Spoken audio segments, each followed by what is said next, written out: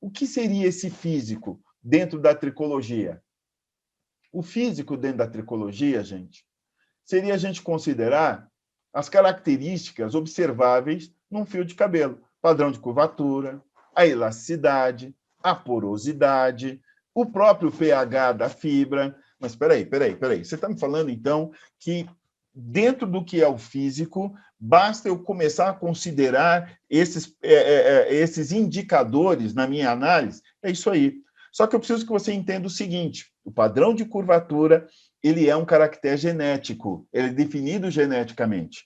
Em função do que é essa genética, você vai ter uma etnia específica, a gente vai entender isso. Aliás, é o seguinte, olha, eu publiquei um vídeo há pouco tempo atrás, onde eu falava de um conceito novo dentro da tricologia, a tricologia antropológica, né? E dentro do que é o conhecimento antropológico associado à tricologia, cabe uma série de detalhamentos que a gente precisa tá considerando. Se você viu o primeiro vídeo, vai ficar fácil para você me acompanhar aqui. Se você não viu o primeiro vídeo, não se preocupe, ele ainda está lá à sua disposição no canal do YouTube, dá para você ver e você vai entender depois. Não vai ser um problema. Mas quando a gente fala da antropologia, a gente começa a entender os padrões, né, das etnias diferentes. Uma coisa que a gente precisa entender é o seguinte: raça só existe uma, que é a raça humana. E a partir daí a gente tem etnias diferentes colocadas dentro desse conjunto que é a raça humana.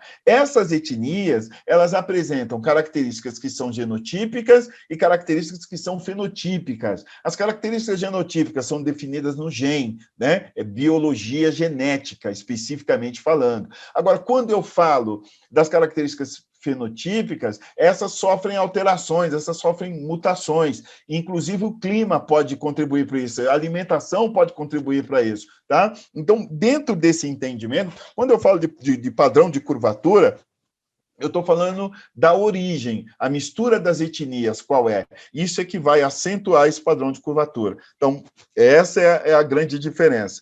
Quando eu falo de elasticidade, eu estou falando da propriedade que a fibra tem de estender e distender. Então, assim, eu estico ela e depois eu solto ela, ela vai voltar para o comprimento dela normal. A gente vai entender, hoje já é conhecido isso, que de acordo com a etnia, eu tenho uma elasticidade maior ou menor, de acordo com a etnia e em função do que é a composição química do cabelo, eu vou ter concentrações maiores de cistina, né, na fibra, e aí essas concentrações diferentes vão me dar maior rigidez ou menor rigidez nesse cabelo. Outra coisa que a gente precisa entender é que, quando eu falo de elasticidade, eu estou falando também da condição da camada cuticular, assim como quando eu falo de porosidade, tá?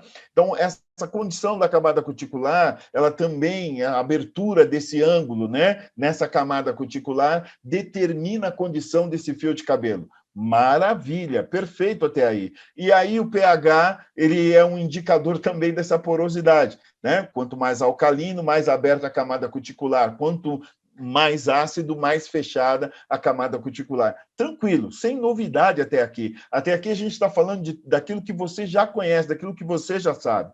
Legal. Então, no mundo físico, não é nada diferente daquilo que você já desenvolveu, tá?